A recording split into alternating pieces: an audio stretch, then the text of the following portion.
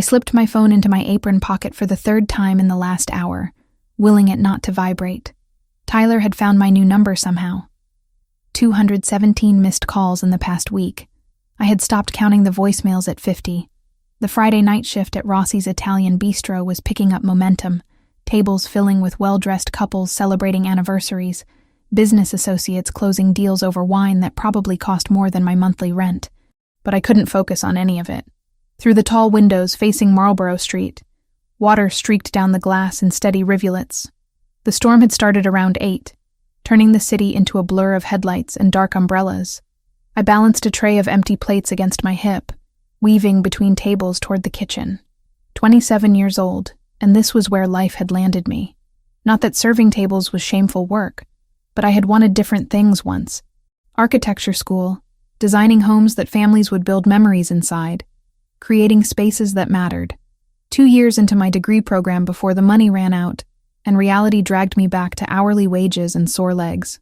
"Megan, table 12 needs attention," Franco called from behind the host stand. His thick gray eyebrows pulled together in that way that meant someone important sat waiting. "The gentleman there, he ordered the Barolo Riserva. That means you treat him like royalty, understand?" "Got it, Franco." I smoothed my black uniform shirt and grabbed a fresh notepad. Table 12 sat in the corner of our VIP section, surrounded by exposed brick walls and soft amber lighting designed to make people feel exclusive. The man sitting alone caught my eye immediately, and not because of what he wore, though his tailored charcoal suit probably cost several $1,000s. It was the way he occupied space, completely still, hands folded on the white tablecloth, dark eyes scanning the restaurant with methodical precision. He wasn't looking at the decor. He was assessing exits, watching the door, cataloging every person who entered or left. When I approached his table, those eyes landed on me with uncomfortable intensity. "Good evening, sir. My name is Megan, and I'll be taking care of you tonight. Can I start you off with an appetizer? Or would you prefer to see the wine list?" The words came out steady, professional. Years of practice made polite service automatic even when my mind was elsewhere, calculating how many hours until I could go home and check if Tyler was parked outside my building again. "The Barolo Riserva, 2015 vintage, and I'll take the special, whatever the chef recommends tonight." His voice was deep, controlled, with an accent I couldn't quite place. Italian, maybe. Or at least Italian-American. He didn't look at the menu I extended toward him. "Excellent choice. The special this evening is braised short rib with truffle risotto and roasted vegetables. I'll have that out for you shortly." I wrote down the order, even though I would remember it perfectly. Something about him made me want to appear busy, to have a reason to look away from that penetrating stare. "You seem distracted." It wasn't a question. He leaned back slightly, one hand moving to adjust the cuff of his shirt. No wedding ring, I noticed, but a watch that gleamed silver and expensive in the low light. Boyfriend troubles? The assumption startled me into honesty. Ex-boyfriend, actually. And yes, troubles would be an understatement. Why was I telling this stranger anything? But his tone had been curious, not invasive. Almost concerned. The dangerous kind of ex? He tilted his head slightly, studying my face like he was reading a language written there. The kind that doesn't understand what "leave me alone" means. I shouldn't be having this conversation. Franco would have my head if he saw me chatting instead of working. "I'm sorry, I should put your order in. The kitchen gets backed up if we wait too long." "Go ahead." He waved one hand in dismissal, but his eyes stayed on me a moment longer, before he turned his attention to the window. "And Megan, if it gets worse, there are solutions. Not all of them involve police and paperwork." I didn't know what to say to that, so I just nodded and hurried toward the kitchen. Something about the way he had said solutions made my skin prickle. Not threatening exactly, but certain. Like he knew things about problems and fixing them that most people didn't. The kitchen was chaos. Chefs calling out orders in Italian and English, steam rising from pots, the sharp smell of garlic and wine reductions filling the air. I clipped the order slip to the wheel and grabbed the Barolo from the wine storage. $250 for a single bottle. I tried not to think about how that would cover my cell phone bill and groceries for 2 weeks. When I returned to table 12 with the wine, the man was typing something on his phone with quick, efficient movements. He looked up when I approached, pocketing the device smoothly. "Your Barolo, sir. Would you like me to pour, or would you prefer to do it yourself?" "You pour. I trust you know how to handle expensive things." Again, that wasn't quite flirtation, but something else. A test, maybe. Seeing if I would react defensively or rise to the challenge. I uncorked the bottle with practiced ease and poured exactly the right amount, watching the dark red liquid swirl in the glass. "Enjoy. Your meal will be ready in about 15 minutes. 3 more tables needed clearing. 2 couples wanted dessert menus, and a businessman at table 6 was getting increasingly loud and difficult with my coworker Jessica." I moved through the rhythm of service, refilling water glasses, taking orders, delivering plates. But I couldn't completely shake the awareness that the man at table 12 was still watching. Not constantly, not in a way that felt predatory like Tyler's stares had been. But periodically his gaze would find me across the restaurant, track my movements for a few seconds, then return to his wine or his phone. My own phone buzzed in my pocket. I already knew who it was before I looked. "Tyler." The message preview made my stomach clench. "I know where you work now. We need to talk. I'm coming to see you." No. He couldn't. Not here. Not at work where I had to stay professional and couldn't run. I turned toward the window, scanning the street beyond the rain-soaked glass. And there he was, standing across the street under the awning of a closed shop, staring directly at the restaurant. Directly at me. Tyler's blonde hair was plastered to his forehead from the rain, his jacket soaked through, but he didn't move. Just stood there like some kind of terrible statue, hands shoved in his pockets, eyes locked on the windows. Panic squeezed my chest. How long had he been there? How had he found me? I changed my number, moved apartments, took every precaution I could afford. But Tyler always found ways, always managed to show up, to invade my space, to make it clear that he considered me his regardless of what I wanted. I was heading back toward the kitchen with a tray of dirty dishes when I saw him start crossing the street. Rain and headlights created a surreal backdrop as he wove between cars, his movements deliberate. Coming here. Coming inside. Oh God. He was actually going to walk into the restaurant and cause a scene, and probably get me fired because Franco had a strict policy about personal drama, interfering with service. The tray slipped. I tried to catch it, overcorrected, and watched in horror as 4 plates, 3 wine glasses, and an entire collection of silverware went crashing to the marble floor. The noise cut through the restaurant like a gunshot. Conversation stopped, heads turned. And I just stood there, frozen, staring at the wreckage at my feet, while through the window I could see Tyler reaching for the restaurant's front door. "Megan!" Franco was already moving toward me, concern and irritation warring on his face. "What happened? Are you all right?" I couldn't answer, couldn't move. Tyler pushed through the door, rain dripping from his clothes onto the expensive tile of Rossi's entrance. His eyes found mine immediately and he smiled. That same smile that used to make me feel special, that now only filled me with dread. He started walking toward me, weaving between tables, ignoring Franco's protests about reservations and proper seating. "Megan, baby, we need to talk. You can't keep ignoring me like this. We're meant to be together, you know that." His voice carried across the quiet restaurant. Other diners were staring now, some curious, others uncomfortable with the brewing confrontation. "Sir, you need to leave." Franco stepped between us, but Tyler just pushed past him. Not violently, but with enough force to make Franco stumble. My manager was 53, soft around the middle from sampling too much of his own restaurant's cooking. He wasn't going to stop Tyler. I backed up a step, then another, broken plates crunching under my shoes. Tyler kept coming. "I'm not leaving without you. You think you can just move and change your number and I'll forget about you? About us? That's not how this works." Someone stood up. The movement was so fluid and controlled that it barely registered, until suddenly there was a body between me and Tyler, the man from table 12. Up close, he was taller than I had realized. At least 6 feet, with the kind of build that came from actual work rather than gym memberships. His dark hair was cut short, styled back from a face that could have been carved from stone, all sharp angles and controlled expression. "The lady dropped her tray because she saw you." His voice was quiet, conversational even, but it cut through Tyler's momentum like a blade. "She's afraid of you." That means you need to leave. Now. Tyler blinked, confused by this new obstacle. Who the hell are you? This doesn't concern you. This is between me and my girlfriend. Ex-girlfriend, I managed to say, my voice thin but audible. We broke up 4 months ago, Tyler. You need to accept that. I'm not accepting anything. Tyler tried to step around the stranger, but the man shifted smoothly, blocking his path again. Look, buddy, I don't know who you think you are, but you need to mind your own business before you get hurt. The stranger smiled. It was not a pleasant expression. Go to my car, he said over his shoulder to me, his eyes never leaving Tyler's face.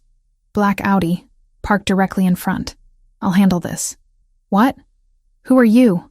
I looked at Franco, at the other staff members who had stopped working to watch, at Tyler whose face was reddening with anger. I don't understand. The solution to your problem. The stranger reached into his jacket pocket. For one terrible second I thought he was pulling a weapon. But instead he withdrew a set of car keys and tossed them to me without looking. I caught them on instinct. Go, now. Something in his tone made my body move before my brain caught up. I stepped around the broken plates and started toward the door. Tyler lunged for me, or tried to, but the stranger was faster. His hand shot out, gripping Tyler's shoulder with enough force to stop him completely. I heard Tyler grunt in pain. She's leaving. You're not following. The stranger's voice dropped even lower, deadly quiet. Touch her again, and it's the last thing you do. I should have stayed. Should have called the police. Done something rational and legal. But fear and exhaustion, and 4 months of being hunted made me run instead. I pushed through Rossi's front door into the rain, spotted the black Audi immediately, and fumbled with the key fob until it clicked unlocked. The interior smelled like leather and cedar. Expensive. Safe. I locked the doors and sat there shaking, watching through the rain-streaked windshield as shapes moved inside the restaurant. Less than 2 minutes later, the stranger emerged, dragging Tyler behind him. But not through the front door. They came from the side alley, the one where Rossi's kept the dumpsters and had the staff exit. Tyler's face was already bruising, blood running from his nose to mix with the rain. He stumbled, and the stranger hauled him upright with casual strength, saying something I couldn't hear.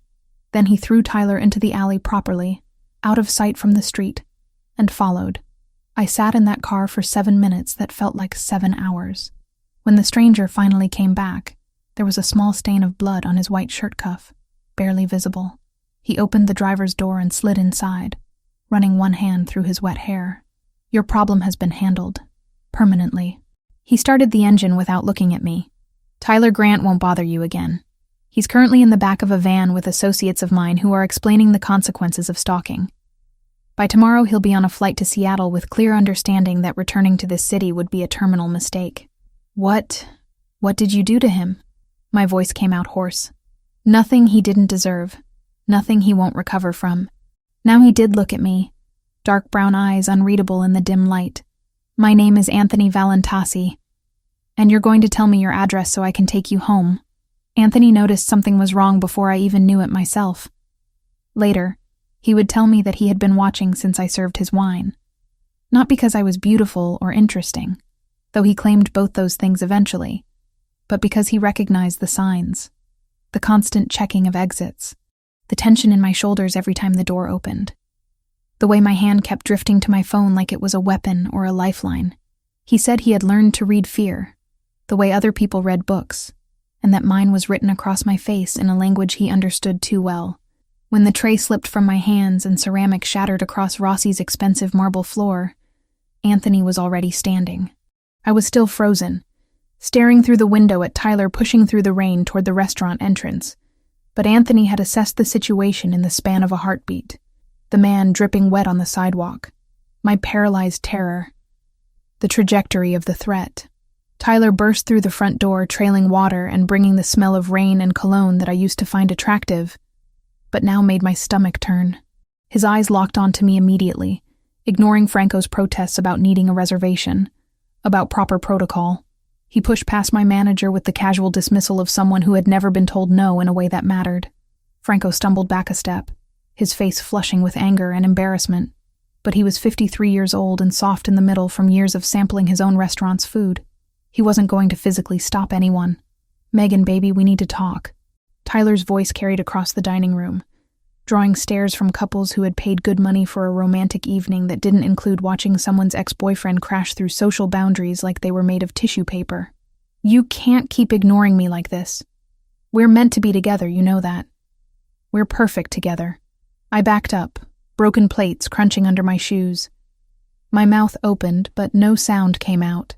4 months of this. 4 months of blocking numbers, changing locks, moving apartments, looking over my shoulder every time I left work. 4 months of Tyler refusing to accept that no meant no, that we were finished, that I would rather be alone forever than spend another minute in his suffocating presence. Sir, you need to leave. Now. Franco tried again, positioning himself between us, but Tyler just shoved him aside. Not violently enough to knock him down, but with enough force to make it clear that Franco was an obstacle, not an authority. I'm not leaving without you. Tyler's face was red now, rainwater dripping from his hair onto the collar of his jacket. You think you can just move and change your number and I'll forget about you? About us? That's not how this works, Megan. You're mine. You've always been mine. Then Anthony was there. I hadn't seen him move, but suddenly he occupied the space between Tyler and me, like a wall made of expensive fabric and controlled violence. Up close, he was taller than I had estimated, at least 6 feet with the kind of build that came from actual work, rather than gym memberships designed to produce aesthetically pleasing muscles. His suit fit perfectly across his shoulders, tailored to accommodate the breadth of him without appearing bulky. The lady dropped her tray because she saw you. Anthony's voice was quiet, almost conversational, but it cut through Tyler's momentum like a blade through water. She's afraid of you. That means you need to leave. Now. Tyler blinked, his anger redirecting toward this new obstacle. Who the hell are you? This doesn't concern you. This is between me and my girlfriend. Ex-girlfriend. I found my voice finally, thin and shaking but audible. We broke up 4 months ago, Tyler. You need to accept that and leave me alone. I'm not accepting anything. Tyler tried to step around Anthony, reaching for my arm. We're going to talk about this like adults, Megan. We're going to fix this. Anthony moved faster than someone his size should have been able to move. His hand shot out, gripping Tyler's wrist hard enough that I saw Tyler wince, his fingers releasing their reaching gesture. You're not listening, Anthony said, his tone still conversational, still quiet, but with an edge now that made the hair on the back of my neck stand up. She said no. That's the end of the conversation. Look, buddy, I don't know who you think you are, but you need to mind your own business before you get hurt. Tyler tried to yank his arm free, but Anthony's grip didn't budge. This is between me and Megan. We have history. We have a relationship. You're nobody. Anthony smiled. It wasn't a kind expression. It was the smile of a predator who had just been given permission to do what it wanted to do anyway. He released Tyler's wrist and pulled something from his pocket. For a terrible second, I thought it was a gun. But it was just car keys. He tossed them over his shoulder to me without looking, trusting that I would catch them. I did, on instinct. Go to my car, he said, still not taking his eyes off Tyler. Black Audi, parked directly in front. I'll handle this. What? I don't understand. Who are you? The questions tumbled out of me while my hands clutched his keys, hard enough that the metal bit into my palm. The solution to your problem. He tilted his head slightly, studying Tyler the way a scientist might study a particularly interesting insect. Go, now. Something in his voice made my body move before my brain could catch up and analyze the situation. I stepped around the broken plates, around Franco, who was watching everything with wide eyes, around the other diners who had their phones out recording this drama for their social media feeds. I pushed through Rossi's heavy front door into the rain, got soaked in the 3 seconds it took to reach the Audi, and fumbled with the key fob until the locks clicked open. The interior smelled like leather and cedar, expensive and masculine. I locked the doors and sat there shaking, watching through the rain-distorted windshield as shapes moved inside the restaurant. Anthony was talking to Tyler. Tyler was gesturing angrily. Then Anthony gripped Tyler's shoulder and Tyler's mouth opened in what might have been a shout or a gasp of pain. I couldn't tell which. They didn't come out the front door. That registered slowly through my panic. Anthony was walking Tyler somewhere else, out of sight from the main dining room. Toward the side alley where Rossi's kept the dumpsters and had the employee exit. I leaned forward, trying to see. But the angle was wrong, and the rain made everything blurry. 7 minutes. I counted them on my phone, watching the numbers change while my heart hammered against my ribs. What was happening in that alley? What was Anthony doing to Tyler? Should I call the police? But what would I say? A stranger was beating up my stalker ex-boyfriend in defense of me? Would they even care? Would it make things worse? Then Anthony emerged from the side alley alone. There was a small stain on his white shirt cuff, dark against the fabric. Blood, probably. His hair was wet from the rain, but otherwise he looked completely composed, like he had just stepped out for a casual conversation, rather than whatever violence had occurred in that alley. He walked to the driver's side of the Audi with unhurried steps and slid inside, bringing the smell of rain with him. Your problem has been handled. Permanently. He started the engine without looking at me, adjusting the heat controls with practiced ease. Tyler Grant won't bother you again. He's currently in the back of a van with associates of mine who are explaining the consequences of stalking. By tomorrow morning, he'll be on a flight to Seattle, with clear understanding that returning to the city would be a terminal mistake for him. What did you do to him? My voice came out hoarse, barely above a whisper. Nothing he didn't deserve. Nothing he won't recover from. Now Anthony did look at me. Those dark brown eyes unreadable in the dim light from the dashboard. Broken nose. Possibly cracked ribs. Definitely bruised pride. He'll heal, but he'll remember what happens when he ignores boundaries. My people are very good at making lasting impressions. Your people. I repeated the words slowly, processing their implications. Who are you? My name is Anthony Valentasi. He said it like I should recognize it, like the name itself carried weight and meaning. When I didn't react, something that might have been amusement crossed his face. You don't follow local news, do you? I work double shifts most weeks. I don't have time for news. I was still holding his car keys, even though he had started the engine with a spare set. My hands wouldn't unclench. Are you going to tell me your address? Or am I driving in circles until you feel safe enough to share it? The question jolted me back to reality. I was in a car with a man I didn't know. A man who had just violently assaulted my ex-boyfriend and spoke casually about associates and permanent solutions. Every self-preservation instinct I had should have been screaming at me to get out, to run, to call for help. But Tyler's face flashed through my mind, the obsessive certainty in his eyes when he said I was his, the 4 months of fear and violation of my privacy. And Anthony had made it stop. In 7 minutes, he had done what the police and restraining orders and changing my entire life hadn't been able to accomplish. Westbrook Street, I said quietly. The apartments above the laundromat, number 3B. Anthony pulled away from the curb smoothly, navigating the rain-slicked streets with the confidence of someone who knew this city intimately. We drove in silence for the first 5 minutes. I watched streetlights blur past, watched other cars with their normal people inside living normal lives, where men didn't drag their stalker exes into alleys and make them disappear into vans. Why did you help me? The question came out before I could stop it. You don't know me. Tyler could have had a weapon. You could have been hurt. Tyler didn't have a weapon. I checked his waistband and jacket pockets while I was restraining him. Anthony took a turn without using his signal, cutting smoothly through traffic. And I helped because I recognized the fear on your face. I've seen it before. On someone I cared about. Someone I failed to protect. Something in his voice made me look at him properly instead of just stealing glances. His jaw was tight, his hands gripping the steering wheel with more force than the easy driving required. This wasn't just about me. This was about something personal, something painful. Who? I asked softly. For a long moment I thought he wouldn't answer. Then he exhaled slowly, deliberately, like he was releasing something he usually kept locked inside. My sister, Sophia. She was 8 years younger than me. When she was 19, she started dating this guy. Nice enough at first, or so it seemed. Brought her flowers, took her to nice restaurants, said all the right things. By the time we realized what he was, it was too late. My stomach dropped. What happened? He killed her. The words were flat, emotionless, but I could hear the grief underneath them. carefully controlled but never absent. They had an argument. He got angry, broke her neck and ran. Took us 3 weeks to find him. What I did to him when we did, he trailed off, shaking his head. That's not something I'm going to share with you, but I'll tell you this.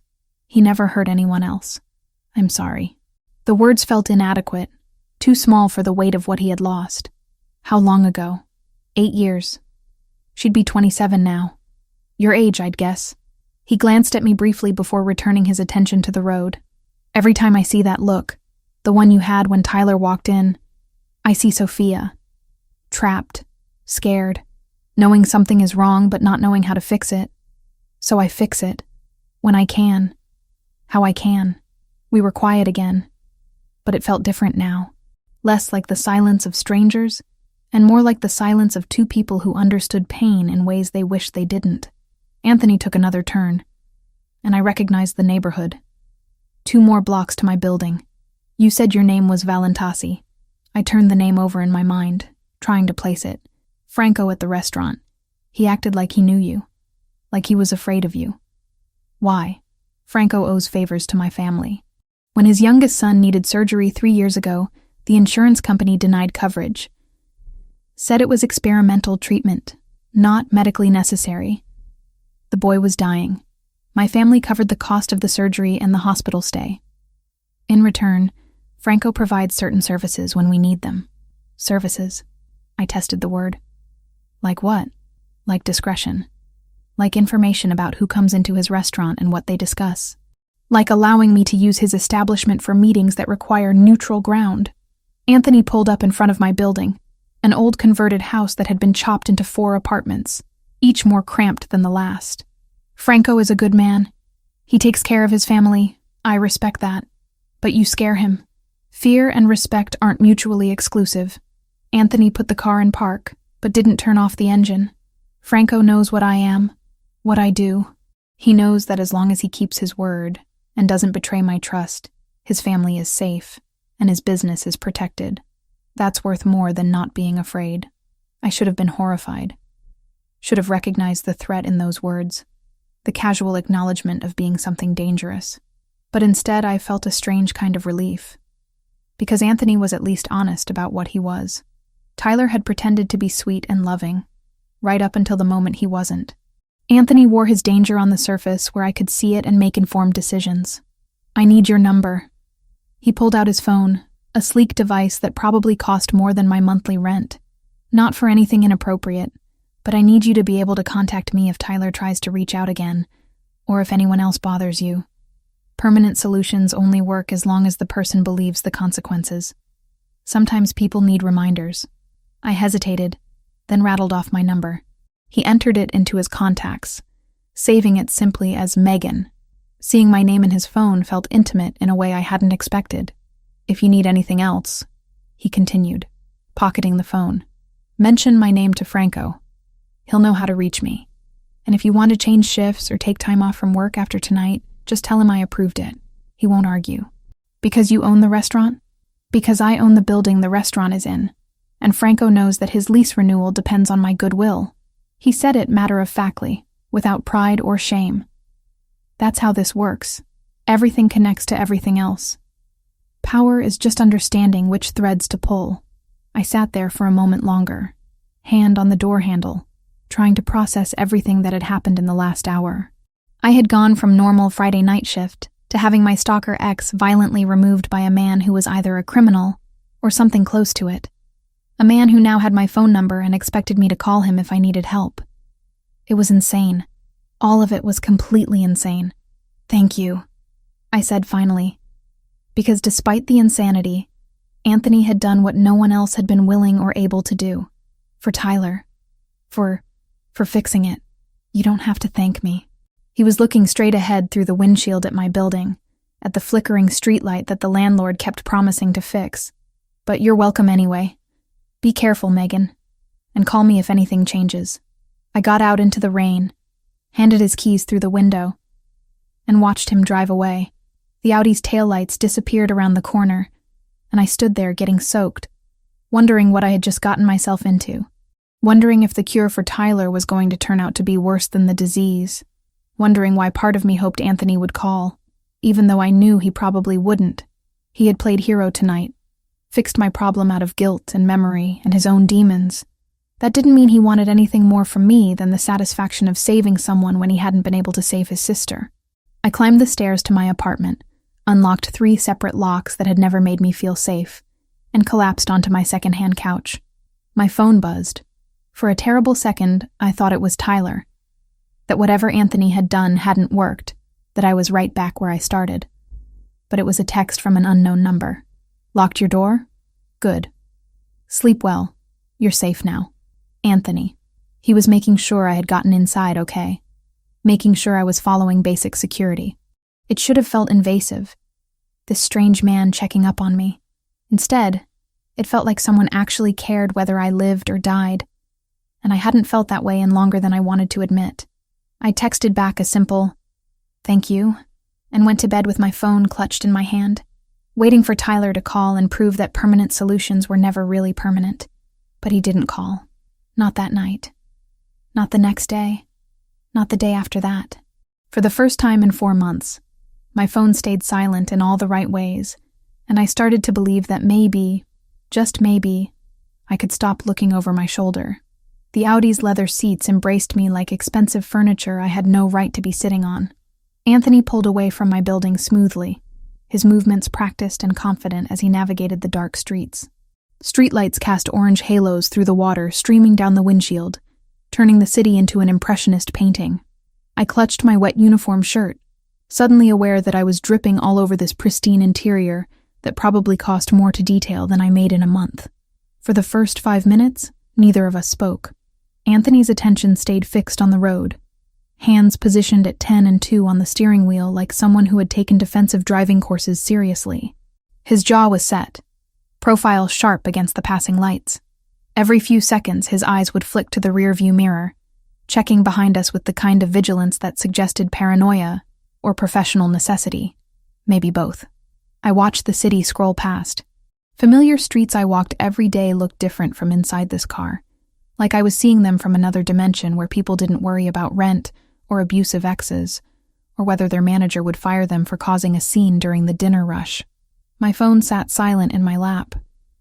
No buzzing, no calls, no text messages saying, "We need to talk," or "I saw you leave with him," or any of the 100 variations Tyler had sent over the past 4 months. "What did you do to him?" The question finally escaped, quieter than I intended. To Tyler. Anthony glanced at me briefly before returning his focus to the road ahead. He took a left turn, heading deeper into my neighborhood where the buildings got shorter and the paint got more chipped. I explained the situation to him, clearly, in terms he couldn't misunderstand. "With your fists." It wasn't really a question. I had seen the blood on his cuff, heard the sounds from inside the restaurant before they disappeared into the alley.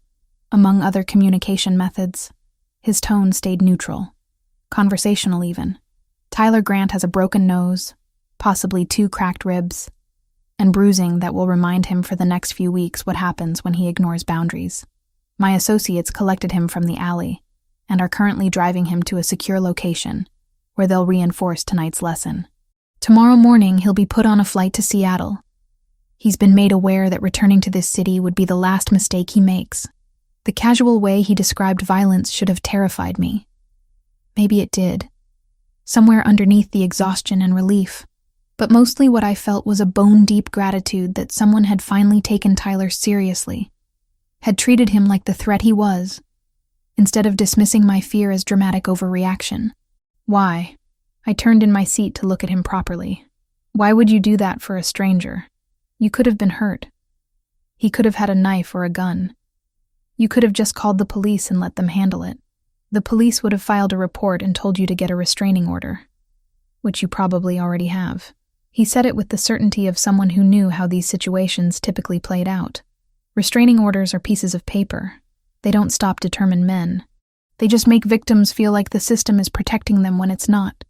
I tried getting one. The admission felt like failure, even though I knew it wasn't my fault. 3 months ago, the judge said Tyler hadn't made any specific threats, hadn't committed any acts of violence. Following me wasn't illegal. Calling wasn't illegal as long as he wasn't threatening. Showing up at my work wasn't illegal because it's a public place. Everything he did walked the line just carefully enough that legally he was protected and I wasn't. Anthony's hands tightened on the steering wheel, knuckles going white for a moment, before he deliberately relaxed them. The law is useful for many things. Protecting women from men like Tyler isn't one of them. Not until after those men have already done something violent. By then, it's too late. That sounds like experience talking. He was quiet for so long I thought he wouldn't respond. We passed 3 more blocks, turned onto Westbrook Street, where my building waited with its flickering streetlight and cracked sidewalk. Then he pulled over to the curb, but didn't put the car in park, engine still running while he stared straight ahead through the windshield. I had a sister. His voice had changed, gone softer, but also harder somehow, like he was forcing the words through a throat that didn't want to release them. Sophia, 8 years younger than me. When I was 26 and building my business, she was 18 and thought she was in love. My chest tightened. I already knew where this was going. Could hear the past tense in how he spoke about her. Could see the grief etched into the tense line of his shoulders. His name was David Mercado. Seemed like a decent guy at first. Brought her flowers, took her to nice restaurants, said all the right things about respecting her and wanting to build a future together. By the time any of us realized what he really was, Sophia was already trapped. Anthony's jaw clenched, released, clenched again. He isolated her from her friends, convinced her that our family didn't understand their relationship, made her dependent on him emotionally and financially. The classic pattern, but we didn't see it happening. Or I didn't. I was too busy with work, with establishing territory, with all the things I thought were important. I didn't say anything. Sometimes the kindest thing you can offer someone is silence to fill however they need to. She tried to leave him, 3 times that I know of. Each time he'd show up wherever she was staying, crying and apologizing and promising to change. Each time she believed him, because she was 19, and wanted to believe that love could fix broken people. His voice had gone flat now, emotionless in the way that meant he was feeling too much to let any of it show. The 4th time she tried to leave, he killed her. They had an argument in his apartment. He pushed her. She fell wrong, broke her neck on the corner of a table. Oh, God. The words came out breathless. Anthony, I'm so sorry. He ran. Disappeared for 3 weeks while we searched every corner of the city and the surrounding counties. Eventually, we found him in a motel 2 states away, drunk and feeling sorry for himself. Anthony's lips curved into something that wasn't quite a smile, more like baring teeth. What I did to him isn't something I'm going to describe to you, but I'll tell you this. David Mercado never hurt another woman. He never got the chance. I sat with that information, with the implications of what he was telling me without saying directly. Anthony had killed Sophia's murderer, or done something close to it. The man sitting next to me in this expensive car, who had bought wine that cost more than my grocery budget and spoke with educated articulation, was someone who had taken another person's life with his own hands. How old was she? I asked quietly, when she died. 19. She should be 27 now. Your age, if I'm guessing right. He finally turned to look at me, dark brown eyes searching my face for something. Every time I see that look, the one you had when Tyler walked through the door tonight, I see Sophia, trapped, terrified, knowing something is fundamentally wrong but not knowing how to fix it. So I fix it when I can, however I can. It doesn't bring her back, doesn't make up for failing to protect her when she needed me. But it's what I can do. Understanding settled over me like a heavy blanket. This wasn't about me at all, or not primarily. I was a stand-in for the sister he couldn't save, a second chance to do what he wished he had done 8 years ago.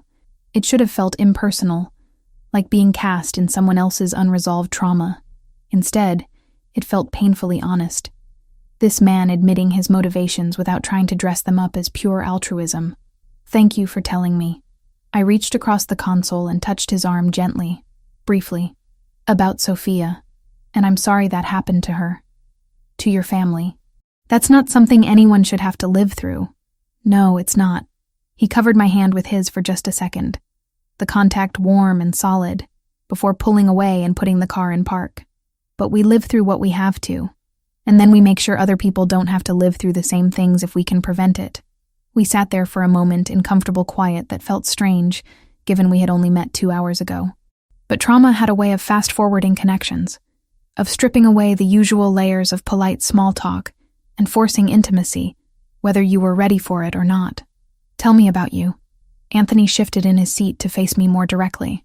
Franco said you've worked at Rossi's for about a year. What were you doing before that? Trying to finish school. The words came easier than I expected.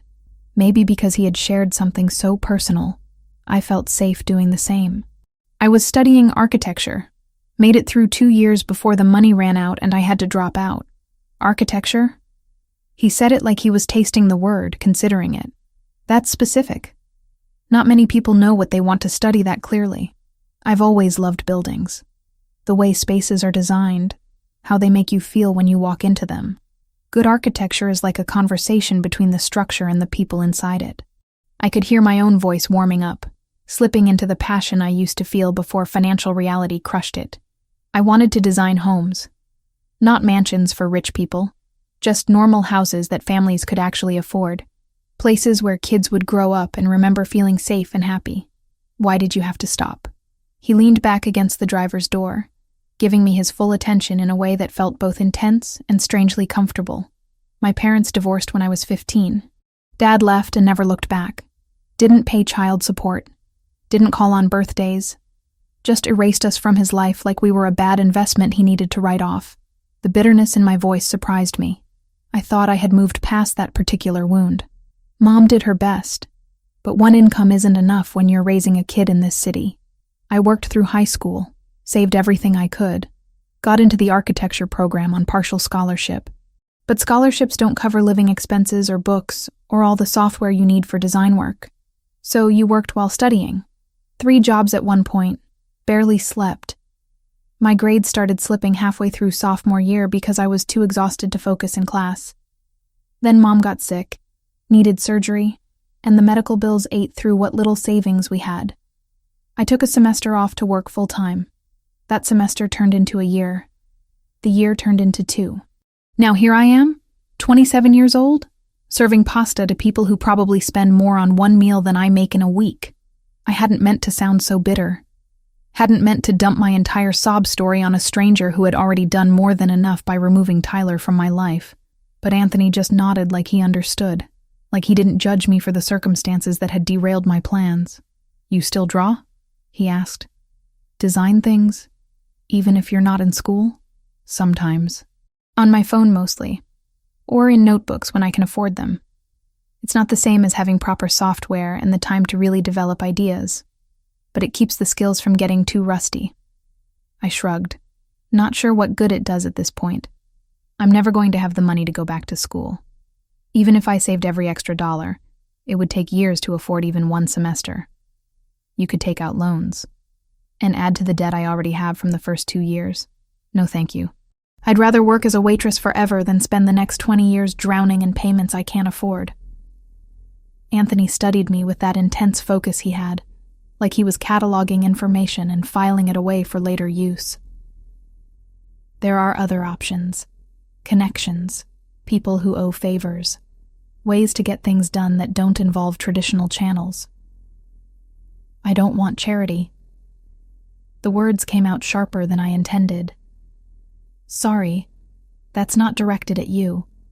I just mean, I need to do this myself, if I do it at all. Otherwise it doesn't count. I understand, and somehow I believe that he did. Pride is important. Self-reliance is important. But accepting help when it's offered isn't weakness. It's strategy. Before I could respond to that, he was pulling out his phone, typing something quickly. I need your number. Not for anything inappropriate, he added quickly when he saw my expression. But I need you to be able to contact me if Tyler tries to reach out again. Permanent solutions only work as long as the person believes in the consequences. Sometimes people need reminders that those consequences are real.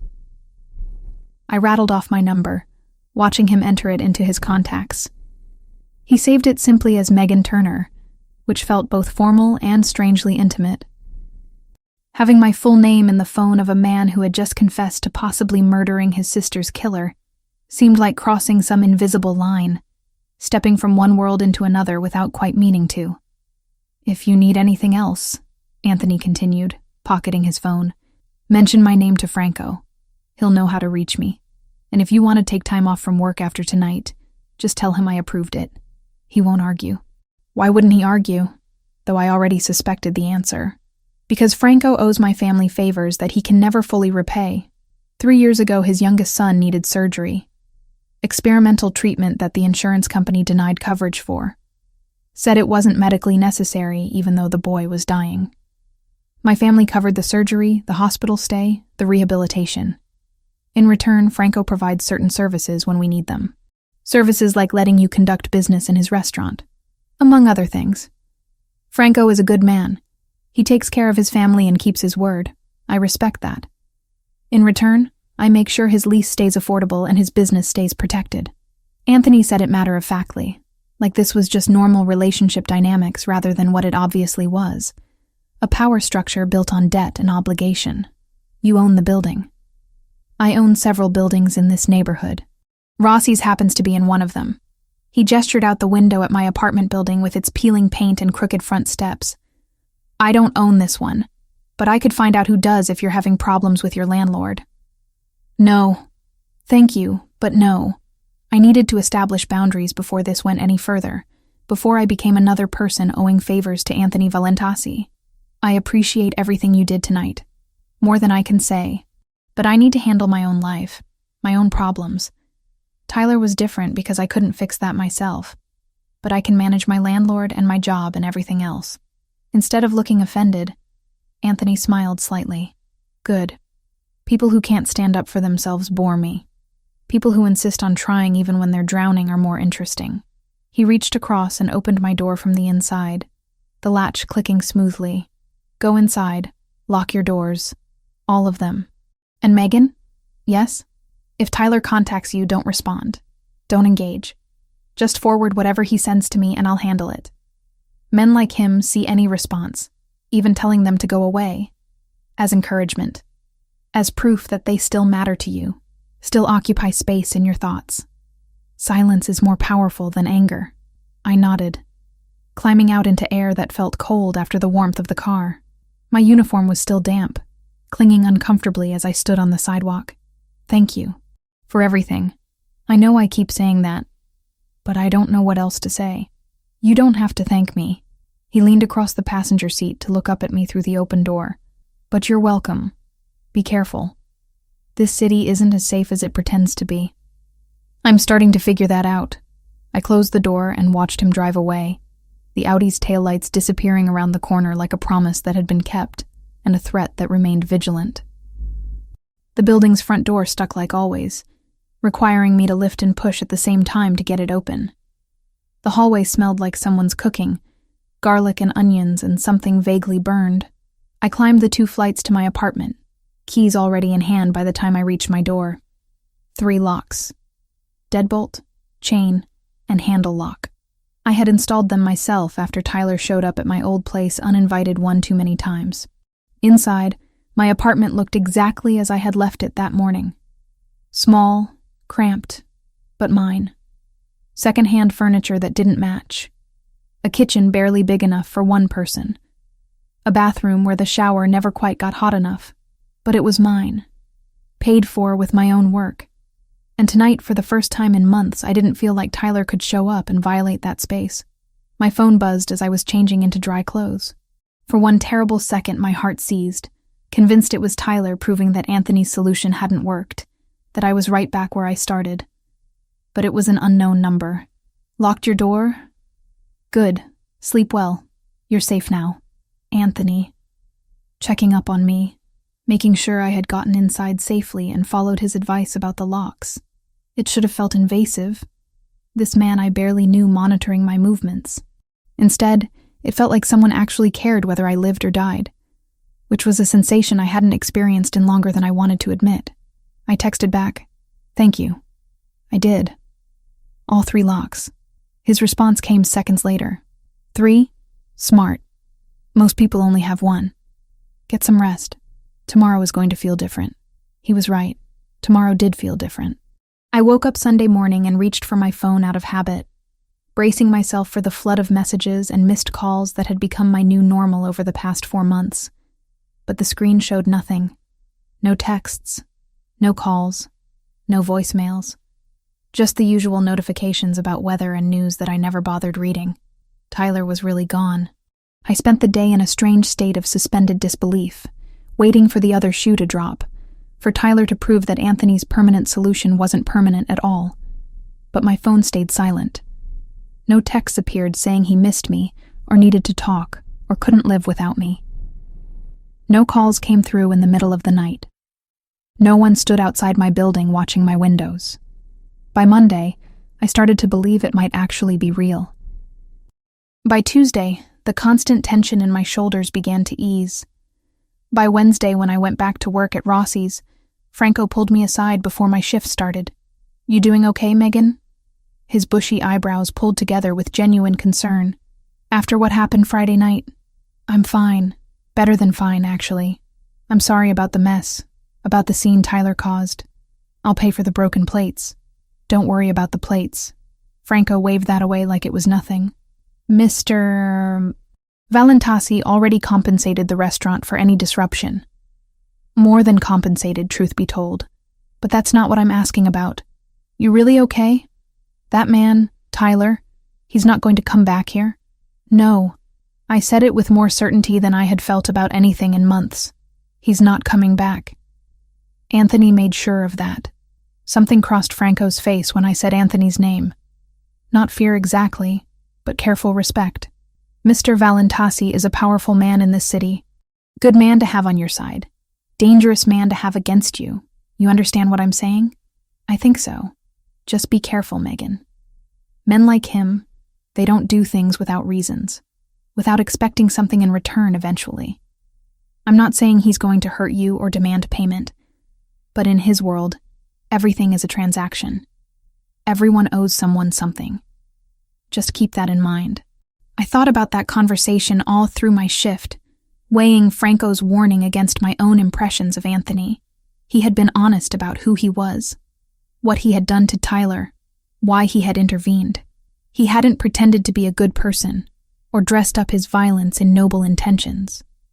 He had simply fixed a problem because it reminded him of a problem he hadn't been able to fix 8 years ago. That felt safer somehow than someone who pretended to help selflessly while hiding ulterior motives. At least with Anthony, I knew where I stood. He had told me his demons. Now it was up to me whether I let those demons anywhere near my life again, or accepted Friday night as the anomaly it was, the moment our paths crossed briefly before diverging back to our separate worlds. My phone buzzed during my break. I pulled it out expecting a spam text, but Anthony's name appeared on screen. How was work? Any problems? Such a simple question. Such a complicated answer. Work was fine. No problems. But standing in Rossi's kitchen eating a rushed dinner before heading back to my tables, I realized that my life had fundamentally shifted in ways I was only beginning to understand. Anthony Valentasi had done more than remove Tyler from my immediate vicinity. He had shown me that problems could be solved, that fear didn't have to be a permanent state of being, that sometimes the most dangerous person in the room was also the safest one to stand behind. I typed back, "Work is good. No problems. Thank you for asking." His response, "Good. Sleep well tonight. You've earned it." And for the first time in 4 months, I believed that I might actually be able to. 5 days passed without a single text from Tyler. 5 entire days where my phone stayed silent in all the ways that mattered. No blocked calls showing up as unknown. No voicemails rambling about how much he missed me or how I was making a mistake. No social media messages from accounts I didn't recognize but knew were him. Nothing. The absence of harassment felt more unreal than its presence ever had. Monday morning I woke up and actually checked my phone with something other than dread. Still nothing. Tuesday. I went grocery shopping without constantly looking over my shoulder, without that crawling sensation between my shoulder blades that meant someone was watching. By Wednesday, when I returned to Rossi's for my first shift since the incident, I almost believed Anthony had actually solved the problem permanently like he promised. Franco caught me before I could even tie my apron on. He pulled me into his small office behind the kitchen, closing the door with more care than necessary. The space smelled like old receipts and the espresso machine that lived on his desk, constantly brewing thick Italian coffee that he claimed was the only thing keeping him sane after 30 years in the restaurant business. "Megan, sit down for a minute." He gestured to the folding chair across from his desk, settling his considerable bulk into his own chair with a wheeze. "We need to talk about what happened Friday." My stomach clenched. "If this is about the broken plates, I'll pay for them." "I'm so sorry about the scene Tyler caused. It won't happen again. The plates are nothing, already taken care of." Franco waved that away like it was meaningless. Mr. Valentasi compensated the restaurant more than generously for any disruption. "That's not what concerns me." "Then what?" He studied me for a long moment. His weathered face creased with something between concern and calculation. "How much do you know about Anthony Valentasi?" "Not much." I shifted in the uncomfortable chair. "He told me his name, that he had a sister who died, that he has associates who took care of Tyler." "Associates." Franco repeated the word with a bitter smile. "That's a polite way to put it. Megan, Anthony Valentasi is the head of one of the most powerful crime families in this city. His father built an empire that Anthony inherited and expanded. The Valentasi family controls the docks, most of the construction contracts, several legitimate businesses that serve as fronts for less legitimate operations. When Anthony Valentasi decides something needs to happen, it happens. When he decides someone needs to disappear, they disappear." The confirmation of what I had already suspected still hit me like cold water. "You're saying he's a criminal. I'm saying he's dangerous." Franco leaned forward, elbows on his cluttered desk. "But I'm also saying that 3 years ago, when my son Paolo needed surgery, when the insurance denied coverage and we were watching him die slowly, the Valentasi family paid for everything. $230,000 in medical bills, just gone. Paid in full. Paolo is 14 now, healthy, plays soccer, drives me crazy with his attitude. He's alive because Anthony Valentasi decided my family deserved help. So you owe him." "I owe him everything." The words came out flat, factual, and that debt will never be fully paid. That's how it works in his world. Everything is transactions. Everyone owes someone. I'm telling you this because I see how you looked at him Friday night, like he was some kind of hero swooping in to save you. And maybe he was. But heroes in Anthony's world always expect something in return. Maybe not today, maybe not next month, but eventually. I absorbed that information, turning it over in my mind. He hasn't asked me for anything. Not yet. Franco stood, signaling the conversation was ending. "Just be careful, Megan. You're a good kid. You work hard, you don't cause problems. I don't want to see you get pulled into something you can't get out of. Men like Anthony, they don't let people go once they've claimed them. And make no mistake, by defending you Friday night, he claimed you." The words stayed with me through my entire shift. I moved through the familiar motions of taking orders, delivering plates, refilling wine glasses. But my mind kept circling back to Franco's warning.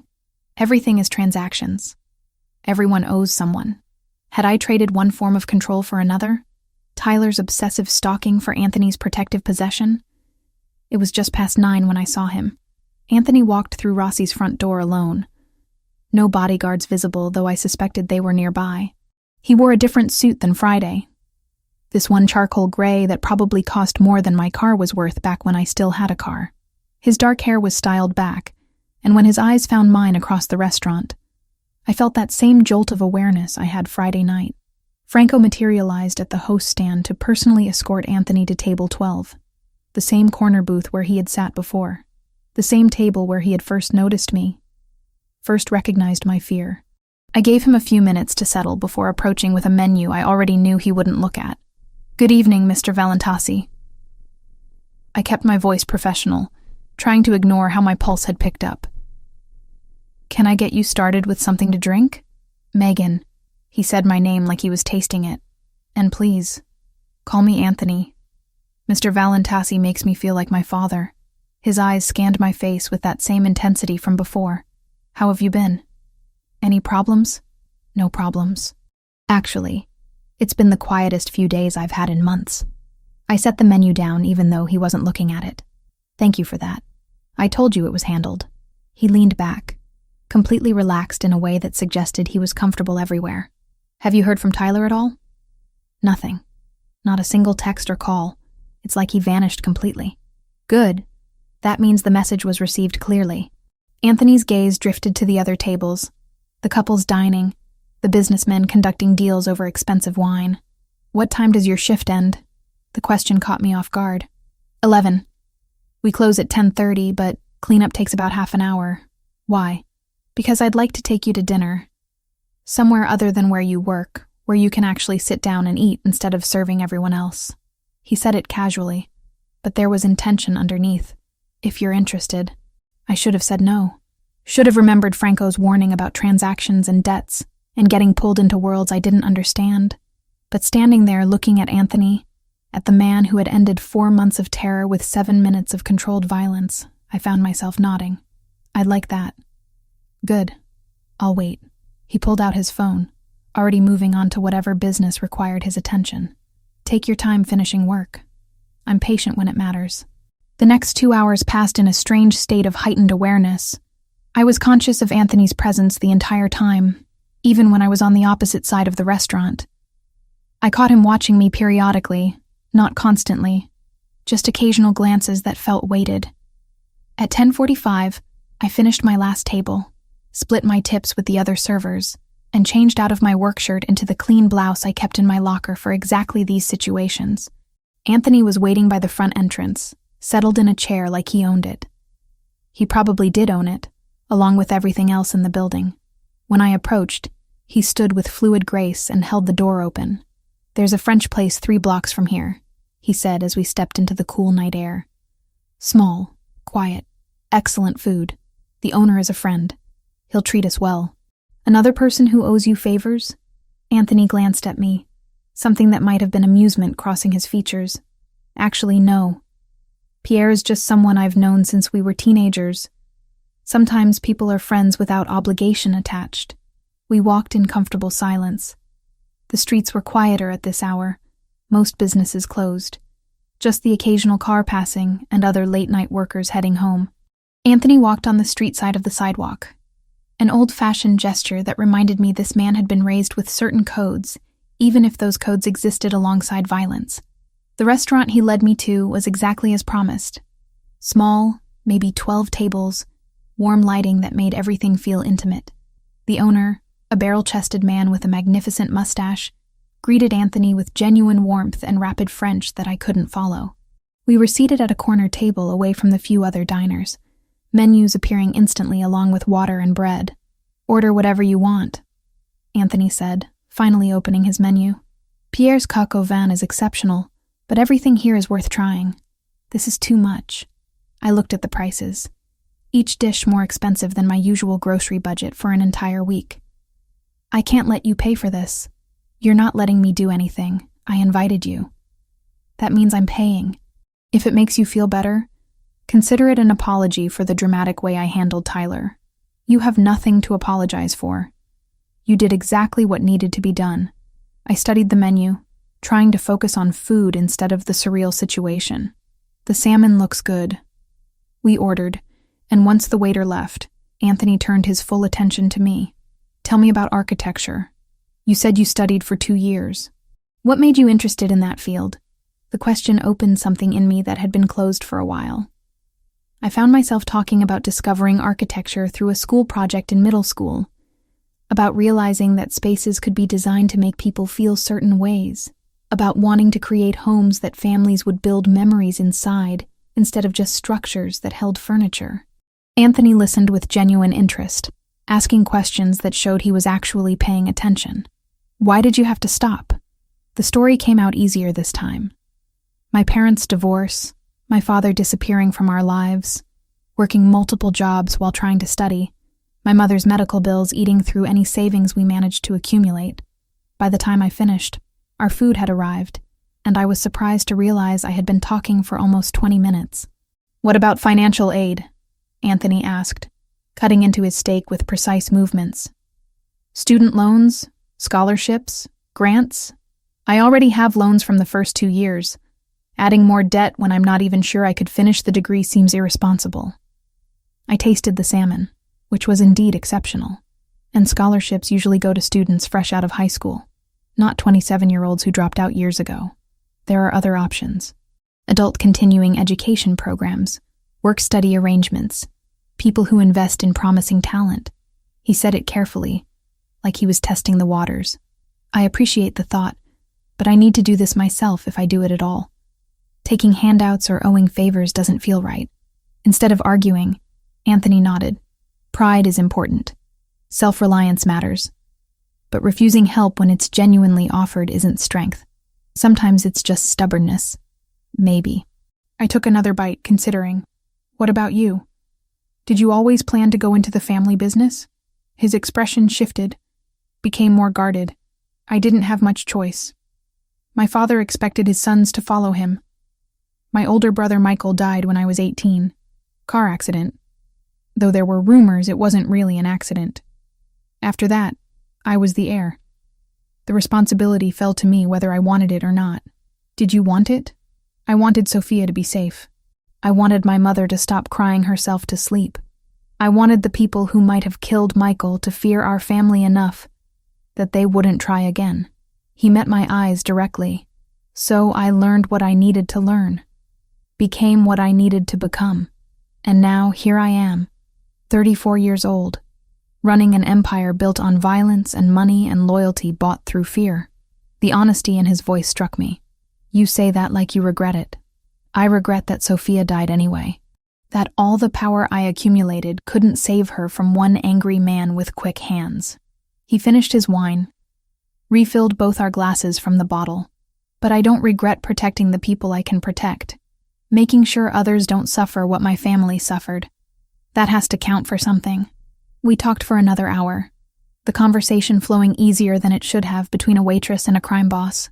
Anthony told me about growing up in the Italian neighborhood, about his grandmother who taught him to cook, about learning early that the world was divided between people who took what they wanted and people who let things be taken from them.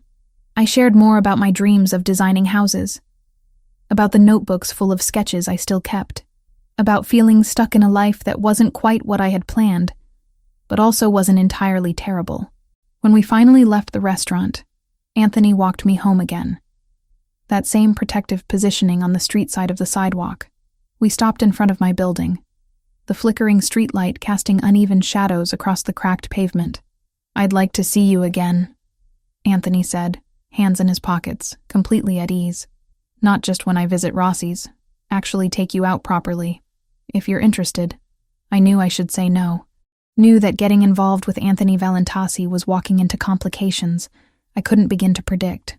But I also knew that he was the first person in years who had listened to my dreams without dismissing them, who had treated me like someone worth protecting instead of someone to be controlled. I'm interested, I said, and watched something warm cross his features. Good. I'll call you. He waited while I unlocked the building door, didn't leave until I was safely inside. Through the glass I could see him standing there, hands still in his pockets, watching to make sure I made it up the stairs. My phone buzzed before I even reached my apartment. Anthony's text was simple. Thank you for tonight. Sleep well.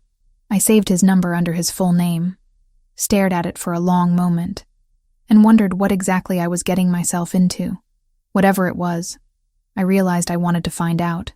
2 weeks slipped by faster than I expected.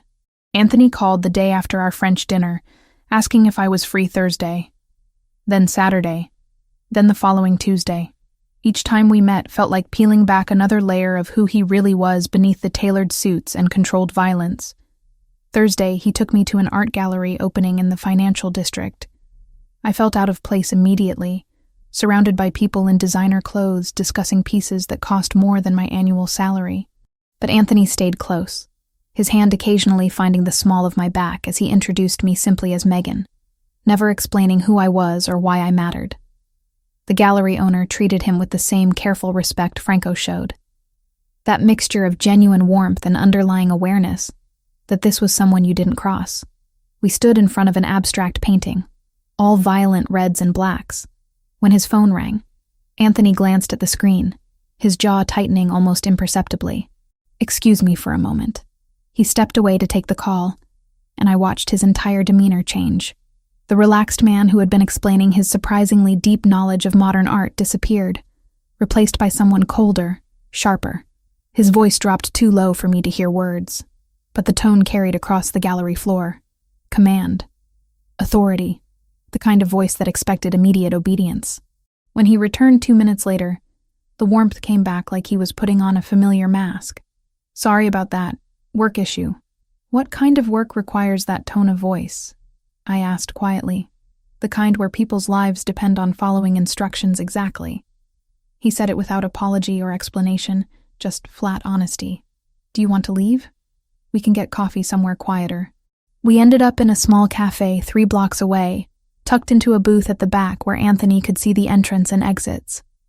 I was starting to notice that pattern. He never sat with his back to doors. Always positioned himself where he could observe everyone coming and going. Always kept his phone face up on the table, checking it with a frequency that suggested constant monitoring of situations I couldn't see. "Does it ever stop?" I asked, watching him glance at his phone for the 3rd time in 5 minutes. "Being vigilant?" "Not really." He pocketed the device, giving me his full attention. "Survival in my world means staying 3 steps ahead of everyone who wants what you have or wants you gone. You relax, you die. Or worse, people you care about die. That sounds exhausting." It is. For a moment, something weary crossed his face, making him look older than 34. "But it's also all I know. I've been doing this since I was 18. Vigilance becomes habit. Habit becomes reflex. Eventually, you can't turn it off even when you want to." Saturday's date was dinner at an Italian restaurant on the waterfront. Anthony knew the owner, an elderly woman named Rosa, who kissed both his cheeks and called him Piccolo, despite him being at least a foot taller than her. She seated us at a private table on the patio overlooking the harbor, where boat lights reflected off black water, and the sound of waves provided background music. Halfway through our meal, I noticed the man at the bar. He had been watching our table for the past 10 minutes, his attention too focused to be casual interest. When he started to stand, moving in our direction, I felt my stomach clench with old fear. But before I could say anything, Anthony's hand moved to rest on the table, visible and relaxed, while his eyes tracked the approaching man with predatory awareness. The man stopped 3 feet from our table, hands carefully visible and empty. "Mr. Valentasi. Apologies for the interruption. Mr. Caruso wanted me to pass along his regards and confirm the Thursday meeting is still scheduled. Tell Caruso it's confirmed. 2 o'clock, usual location. And tell him next time he can call, instead of sending people to my dinner." Anthony's voice stayed pleasant, but the warning underneath was unmistakable. "Understood. Understood. My apologies again." The man retreated quickly, disappearing into the restaurant interior. I waited until he was gone before asking, "Does that happen often?" "More than I'd like. Less than it used to." Anthony returned his attention to his food, like the interruption was completely normal. "People in my business prefer face-to-face communication for sensitive matters. Phones can be tapped. Messages can be intercepted. A person showing up where you are is harder to fake. And you weren't worried he might be a threat?" I noticed him when we sat down. Watched him for the past 15 minutes. He moved like someone carrying a message, not a weapon. And besides, he gestured subtly toward the parking lot. "I have 2 men positioned with sightlines to this table. If he had tried anything, they would have handled it before he got close." I looked where he indicated and saw a black SUV parked with clear view of the patio. Inside, barely visible, was the shape of someone watching. "You brought bodyguards to dinner." "I bring bodyguards everywhere. You just don't usually see them because they're good at staying invisible." He said it matter-of-factly, like this was completely normal dating behavior. "Does that bother you?" Invisible didn't mean imaginary. He had a rotation. Different drivers, different cars, the same rules. They never walked me to the door, never hovered in the hallway, never made me explain myself to my own life. Presence without pressure. I could live with that. It should have. Normal people didn't need armed guards for dinner dates. Normal people didn't have associates interrupting romantic evenings with business communications. But I was starting to realize that my definition of normal had been permanently altered the moment Anthony dragged Tyler into that alley. I don't know yet, I answered honestly. Ask me again in a few weeks. Tuesday, he picked me up after my shift at Rossi's, this time suggesting we just drive. No destination, no plan, just moving through the city while we talked. He asked about my mother, about what had caused her medical crisis that derailed my education. I told him about the emergency surgery, the complications that required extended hospital stays, the insurance company fighting every claim. She's better now, I explained, watching streetlights blur past the window. Lives in Arizona with her sister. The dry climate is easier on her lungs. We talk maybe once a month, mostly about nothing important. Our relationship never quite recovered after Dad left. I think she blamed me somehow. Like if I had been different, he would have stayed. That's not how that works. Anthony took a turn without signaling. That aggressive confidence that suggested traffic laws were suggestions. Parents who leave aren't running from their children. They're running from responsibility, from the work it takes to be decent human beings. Your father leaving says everything about him, and nothing about you. The certainty in his voice made my throat tight. You sound like you speak from experience. My father was many things. Loving wasn't one of them. Anthony's hands tightened on the steering wheel. He built an empire, but he destroyed his family doing it. My mother died when I was 23. The doctors said it was heart failure. I think it was heartbreak. 30 years married to a man who treated her like property, like another asset to be managed. Michael's death broke her. My father barely acknowledged her grief. I'm sorry. Don't be. I'm telling you this so you understand something important. He pulled over into an empty parking lot overlooking the water, putting the car in park and turning to face me fully. My world is violent and complicated and morally questionable at best. The people in it don't operate by normal rules. They hurt each other, use each other, dispose of each other when convenient. That's what I grew up watching. That's what I became part of. But I'm telling you right now, if you decide this is something you want, something real between us, I won't treat you that way. I won't use you, or discard you, or make you feel like you're convenient until you're not. My heart was pounding so hard I could hear it in my ears. Why are you telling me this now? Because I like you, Megan, more than I've liked anyone in years. And before this goes any further, you need to understand what being with me means. He reached across the console, taking my hand in his. It means people will watch you to get to me. It means rivals might try to use you as leverage.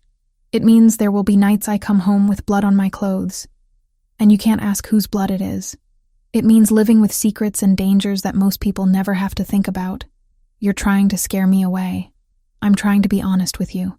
Because if we do this, really do this, I need you to choose it with full knowledge of what you're choosing. His thumb traced circles on my palm, the gesture almost absent-minded. I can protect you from a lot of things. I can make sure Tyler never bothers you again. I can keep rivals from touching you. I can provide security and resources and power, but I can't protect you from the reality of who I am and what I do. That's something you have to accept or walk away from. I sat with that for a long moment, watching boats move across the distant water, their lights creating trails of gold on black waves. Everything he said was true. Everything he offered came with costs I couldn't fully calculate yet, but I also knew that in the 2 weeks since Tyler disappeared, I had felt more alive than I had in years, more seen, more valued. What if I want to keep seeing where this goes? I asked quietly. What if I'm not ready to walk away yet? Something in Anthony's expression gentled, became vulnerable in a way I hadn't seen before. Then, I'll do everything in my power to make sure you don't regret that choice. He leaned across the console slowly, giving me time to pull away if I wanted. But I didn't want to.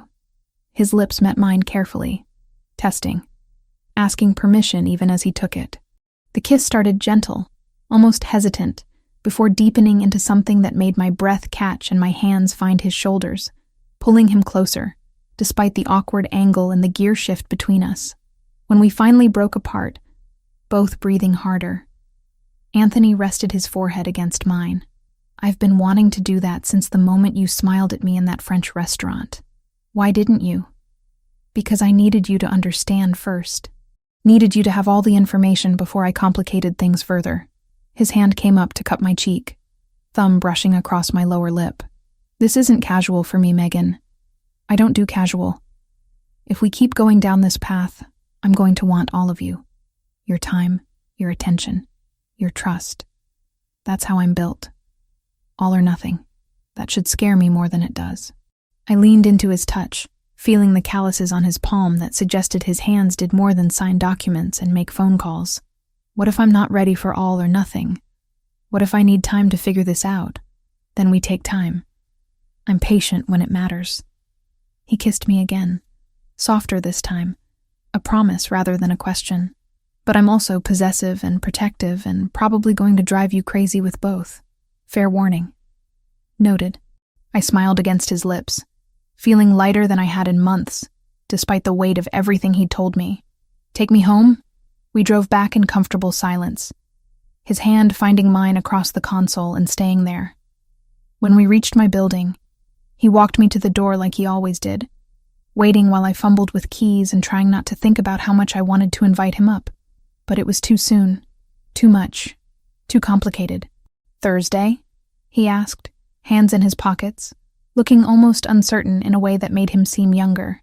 There's a charity gala my family sponsors. I have to make an appearance. I'd like you to come with me if you're comfortable with that. A gala. Like with fancy dresses and important people? Exactly like that. But I'll have a dress delivered to you. Don't argue, he added when I opened my mouth to protest. It's not charity. It's necessity. The event has a dress code I'm asking you to attend. That means I provide what's needed to make you comfortable there. I wanted to argue, wanted to insist I could handle my own wardrobe. But the reality was I didn't own anything appropriate for a charity gala, and buying something would eat up money I needed for rent. Okay, but nothing too expensive. And I'm only agreeing because you phrased it as necessity, not generosity. Deal. He kissed me once more, quick and possessive. Lock your doors. Text me when you're inside. I watched him walk back to his car, marveling at how quickly this had become normal. The bodyguards in the SUV that followed him everywhere, the constant phone calls and careful positioning, the casual mentions of violence and territory and business that operated outside legal boundaries. 2 weeks ago, I had been terrified of Tyler. Now I was falling for someone infinitely more dangerous, and the terrifying part was how right it felt. My phone buzzed before I even reached my apartment. Anthony. Home safe? Me. All 3 locks secured. Good night. Anthony. Dream well, Megan.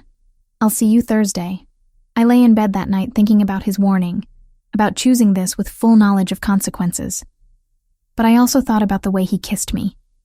The vulnerability in his eyes when he admitted being possessive and protective. The honest acknowledgement that his world was dangerous, but his feelings were real. Franco's warning echoed in my head. Everyone owes someone. Everything is transactions. But Anthony had been clear about costs and honest about risks.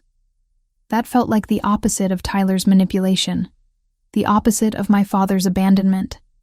It felt like someone giving me power to make informed choices instead of trapping me in situations I didn't understand until too late. I fell asleep still tasting cedar and expensive cologne, still feeling the warmth of his hand in mine, still wondering where this path led but willing to keep walking it to find out. The parking lot behind Rossi's was darker than usual. 2 of the overhead lights had burned out weeks ago, and the landlord kept promising to fix them without ever following through. I walked out the employee exit at 11:13, exhausted from a Tuesday night shift that had somehow been busier than most weekends. My phone showed a text from Anthony sent 3 hours earlier. Dealing with business at the port, probably won't finish until late. Call if you need anything. I had typed back that I was fine, that I didn't need constant checking in. Now, standing in the poorly lit parking lot with my keys already gripped between my fingers the way women are taught for self-defense, I wished I had taken him up on the offer of a driver. The gray sedan sat 3 spaces from my car. 2 men inside, not even trying to hide their surveillance. The one in the passenger seat was looking directly at me, phone pressed to his ear. Not Tyler. These men were different. Professional. The kind of dangerous that came with training rather than obsession. Every survival instinct I had developed over 4 months of being stalked by Tyler screamed at me to move. I spun on my heel and went straight back inside, nearly running into Franco, who was counting the cash drawer at the bar. "Megan, what's wrong?" He looked up from the bills, concern immediate in his weathered face. "There's a car in the lot. 2 men watching."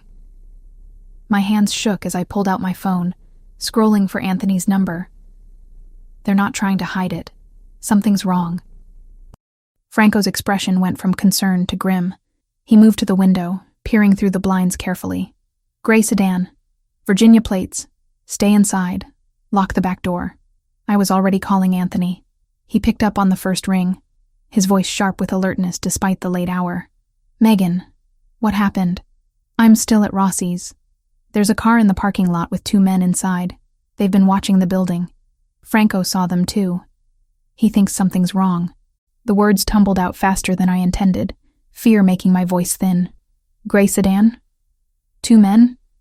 One on a phone?" The background noise on his end suggested he was in a car, moving fast. "Yes. How did you know?" "Because they've been following my movements all week. I noticed them yesterday. Thought I had shaken them." I heard him speak to someone else in Italian, rapid commands that I couldn't follow. Then back to me. "Listen carefully. Stay inside with Franco. Lock both doors, front and back. I'm 40 minutes away at the port, but I'm sending Lucas Pellegrini and a security team. They'll be there in 10 minutes. Do not leave that building until Lucas arrives. Understand? Anthony." "Who are they?" "Rivals. Russians working for a man named Volkov. They saw us together. Think they can use you to get to me." Another exchange in Italian. Then the sound of an engine revving. 10 minutes, Megan. Lucas will take care of you until I get there. I promise." The call ended. I stood there holding my phone, trying to process what he had just said. Rivals. Russians. Use you to get to me. This was what Anthony had warned me about 2 weeks ago. The reality of being associated with someone in his world. People would watch me. Might try to use me as leverage. Franco was already on his own phone, speaking low Italian to someone. When he hung up, he locked the front door and turned off the exterior lights, leaving only the soft interior glow from behind the bar. "My cousin works for the Valentasi family. He's coming too. Should be here in 15 minutes. I'm sorry, Franco. I didn't mean to bring this to your restaurant." "Not your fault." He moved behind the bar, pulling out a baseball bat that he kept under the register. "Mr. Valentasi takes care of his people. You're his people now. That means you're protected, but it also means you're a target. You understand that, right?" I nodded, sinking onto a bar stool while my legs still worked. Through the window, I could see the sedan hadn't moved.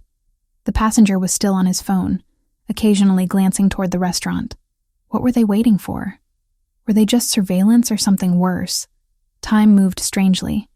Each minute felt like 10, but also like seconds were slipping away too fast. I counted my breaths, tried to stay calm, checked my phone compulsively even though only 2 minutes had passed since Anthony's call. At minute 8, I heard the vehicles. Multiple engines, moving fast. 2 black SUVs pulled into the lot from opposite directions, boxing in the gray sedan smoothly. The doors opened simultaneously, and men emerged wearing dark suits and the kind of alertness that suggested military or law enforcement backgrounds. One of them approached the restaurant entrance, knocking precisely 3 times. Franco checked through the window, then unlocked the door. "Lucas Pellegrini?" "Yes." "Where's Megan Turner?" The man who entered was maybe 32, with sharp features and eyes that missed nothing. He scanned the restaurant interior in seconds, cataloging exits and threats with practiced efficiency. "I'm Megan." I stood from the bar stool, trying to project confidence I didn't feel. Lucas crossed the space between us in 3 strides, his expression serious, but not unkind. "Anthony sent me. You're safe now. The men in the sedan are leaving." He gestured toward the window where the gray car was indeed pulling out of the lot, heading away fast. My team encouraged them to find somewhere else to be tonight. "Who are they?" "Russian operatives. Low-level surveillance. Probably gathering information about your routines and connections to Anthony." Lucas pulled out his phone, typing something quickly. "They're not the real threat. They're just the eyes. The threat is who they report to. Franco offered Lucas a glass of water, which he declined with a polite shake of his head. How long until Mr. Valentasi arrives? Lucas checked his watch. He was at the port when Megan called. That's about 40 minutes from here. He left immediately, so probably another 35 minutes. And those men won't come back. Not tonight. We made it clear that would be a terminal mistake. Lucas said it calmly, but the implication was unmistakable. Whatever his team had communicated to the Russians involved serious consequences. We waited. Lucas positioned himself near the window, occasionally speaking into his phone in low tones. 2 of his men stayed outside by the SUVs, constantly scanning the street. The remaining team members stood by the back entrance. The restaurant felt more like a fortress than a place that served pasta and wine. 37 minutes after my initial call, Anthony's Audi pulled up outside. He was out of the car before it fully stopped, striding toward the entrance with barely controlled urgency. Lucas opened the door for him.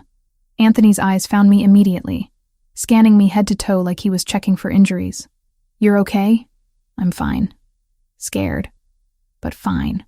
I stood, and he closed the distance between us in 2 steps, pulling me into an embrace that was more about reassurance than romance. I could feel his heart hammering against his chest, could feel the tension in every muscle. "Lucas, report." He didn't let go of me, just held me against him while he listened to his second in command. 2 men, gray Nissan sedan, Virginia plates. They matched the description of operatives we've been tracking all week, associated with Volkov's organization. When my team arrived, they attempted to leave. We intercepted them briefly to deliver a message, then let them go. "They won't return to this location."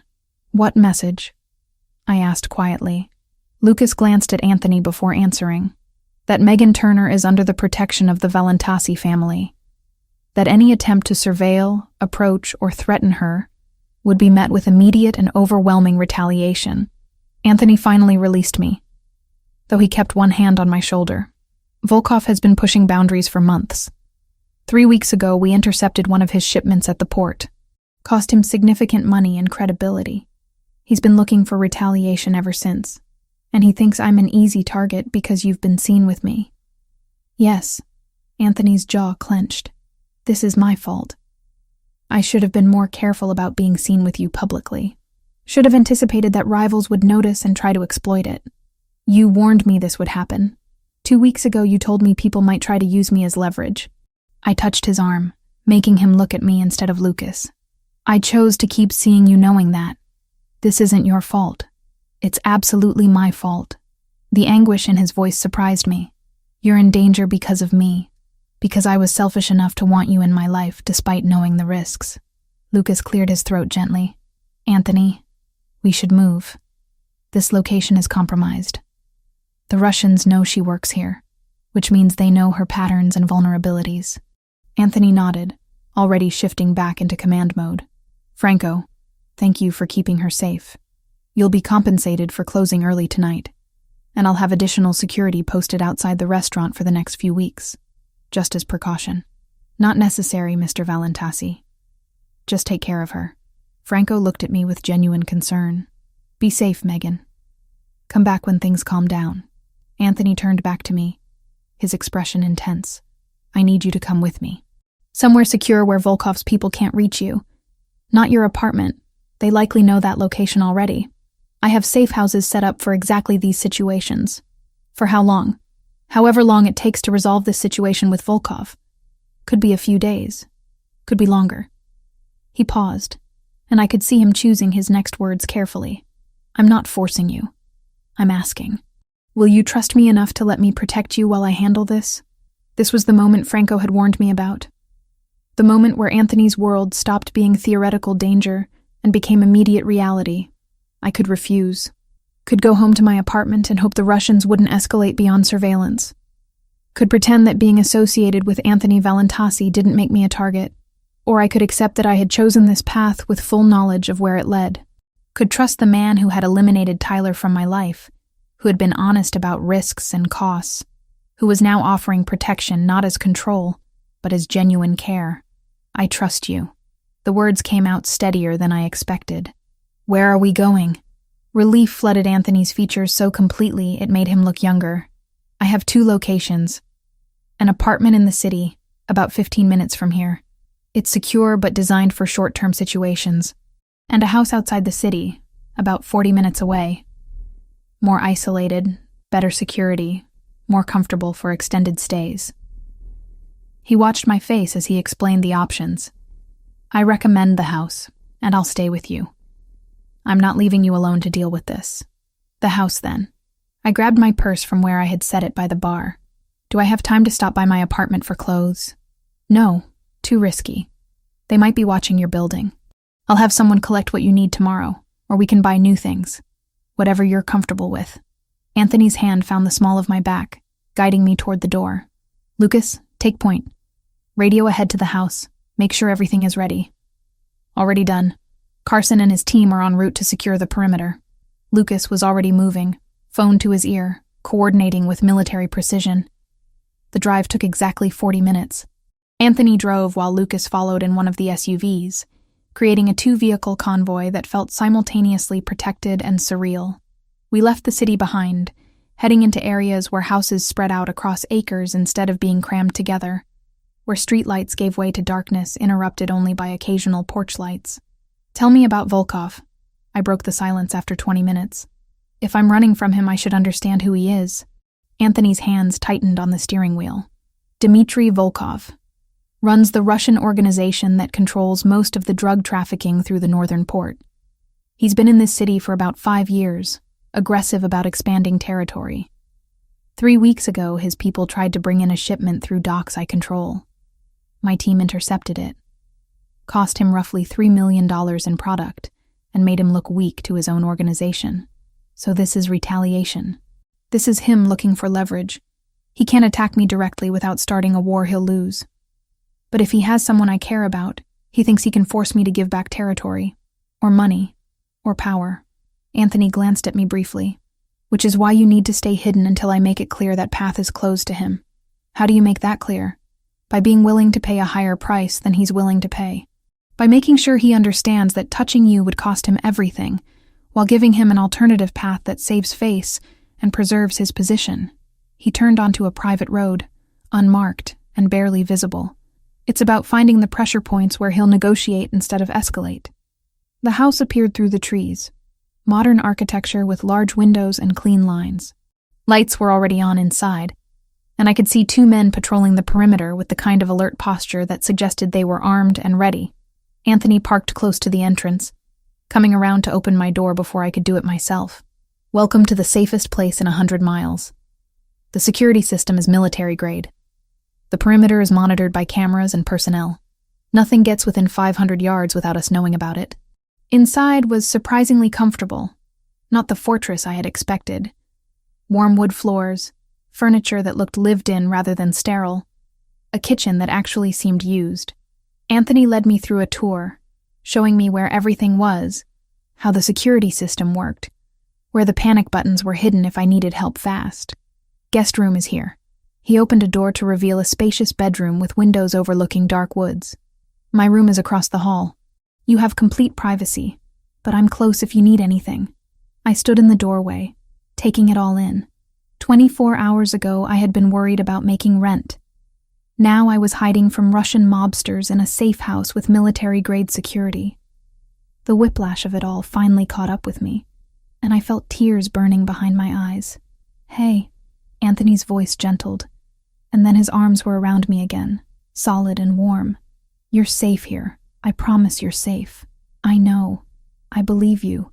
I pressed my face against his chest, breathing in cedar and the faint smell of gunpowder that suggested he had been handling weapons recently. I'm just overwhelmed. This is a lot. It is. And I'm sorry for dragging you into it. His hand stroked my hair. The gesture tender in ways I hadn't expected from someone capable of the violence he represented. But we'll handle it. Together. And when this is over, you'll go back to your life, and I'll make sure Volkov never looks in your direction again. I pulled back enough to see his face. What if I don't want to go back to my life exactly as it was? What if I want you in it? Something vulnerable crossed his expression. hope mixed with fear. Then we'll figure that out too. But first we survive this. Deal? Deal. I managed a weak smile. Do you have food here? I'm starving and exhausted and not sure which need to address first. Kitchen is fully stocked. Let me make you something while you get cleaned up. There should be clothes in the dresser that will fit well enough for tonight. He kissed my forehead gently. We're going to be okay, Megan. I'll make sure of it. Watching him walk toward the kitchen, seeing the way he moved even here with perfect vigilance, I realized that I believed him. This dangerous man who had entered my life 3 weeks ago had become the person I trusted most to keep me alive. The irony wasn't lost on me, but I was too tired to analyze it further. I took the offered shower, changed into borrowed clothes that were indeed close enough to my size, and emerged to find Anthony had made pasta from scratch. We ate mostly in silence, exhaustion and stress making conversation difficult. But his presence across the table from me, solid and protective, made the terror of the evening finally begin to recede. Get some sleep, he said when we finished. Tomorrow we'll figure out next steps. Tonight you just need to rest. I wanted to argue, wanted to stay up and discuss strategy, and understand exactly what resolving the situation with Volkov would cost. But my body had other ideas, practically dragging me toward the guest room. Anthony walked me to the door, waited while I turned on lights and checked that everything was secure. I'll be right across the hall, he reminded me. If you need anything, just knock or text. I'll have my phone on. Thank you for all of this, for keeping me safe. I touched his hand briefly, a connection that felt necessary. I know this is complicated and dangerous, and probably more trouble than I'm worth. You're worth it. He said it with such certainty that I almost believed him. Sleep well, Megan. Tomorrow we start fixing this. I closed the door and collapsed onto the bed, fully clothed, too exhausted to change. My last thought before sleep claimed me was that somewhere out there, Russian mobsters were planning their next move. But inside these walls, with Anthony Valentasi standing guard, I felt safer than I had in months. Maybe safer than I had ever felt in my entire life. 3 days in isolation changed everything between us. The first morning I woke disoriented, forgetting briefly where I was until I saw the unfamiliar ceiling and heard Anthony's voice drifting from somewhere in the house, speaking Italian in that low, authoritative tone he used for business. I found him in the kitchen, phone pressed to his ear, making espresso with one hand while conducting what sounded like a negotiation with the other. When he saw me, his expression softened immediately. He ended the call within 30 seconds. Coffee? He held up the small cup, steam rising from dark liquid that smelled like it cost more per ounce than my usual grocery store brand. Please. I accepted it, wrapping both hands around the warmth. How long have you been awake? Since 5. Couldn't sleep. He started pulling ingredients from the refrigerator, moving with surprising ease in the kitchen. I thought I'd make breakfast. Do you like omelets? Watching Anthony Valentasi crack eggs and chop vegetables with the same focused precision he probably applied to running criminal operations was surreal. His hands moved efficiently, no wasted motion. When I asked where he learned to cook, he smiled slightly. My grandmother. She insisted all her grandchildren know how to feed themselves properly. Said a man who couldn't cook was a man who'd starve or become dependent on others, and Valentasis don't do dependent. He whisked the eggs with quick strokes. Sophia loved cooking too. She wanted to open a restaurant someday. The mention of his sister hung in the air between us. Tell me about her, not how she died. Who she was when she was alive. He was quiet for a moment, concentrating on the pan. Then he started talking. And for the next hour while we cooked and ate together, Anthony shared memories that made Sophia real instead of just a tragedy. Her terrible singing voice. Her obsession with fashion magazines. The way she'd leave notes around the house for him when he came home late. Little reminders that someone cared whether he ate dinner or remembered to sleep. She would have liked you, he said finally, rinsing dishes in the sink. You have that same stubborn independence. That refusal to be saved or fixed by anyone. Is that why you're drawn to me? Because I remind you of her? No.